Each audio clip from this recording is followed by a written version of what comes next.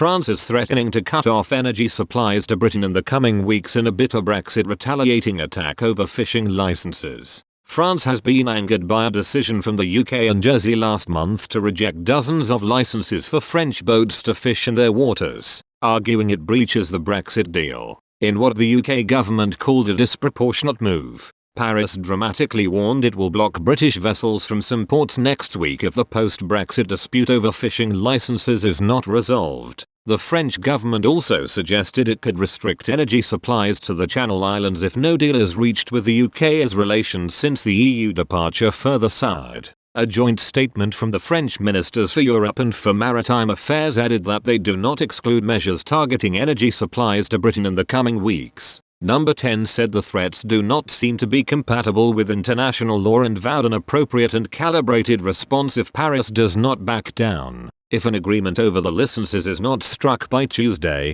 France said it will block British boats from some ports and tighten checks on vessels travelling between France and the UK. Brexit Minister Lord Frost said, "It is very disappointing that France has felt it necessary to make threats late this evening against the UK fishing industry and seemingly traders more broadly. As we have had no formal communication from the French government on this matter, we will be seeking urgent clarification of their plans. We will consider what further action is necessary in that light," a UK government spokeswoman added. France's threats are disappointing and disproportionate, and not what we would expect from a close ally and partner. The measures being threatened do not appear to be compatible with the Trade and Cooperation Agreement and wider international law, and, if carried through, will be met with an appropriate and calibrated response. She said that Britain will express its concerns both to the EU and the French government, and argued that the UK has granted 98% of license applications from European vessels. But the dispute continues over 31 vessels which the UK did not approve licenses for,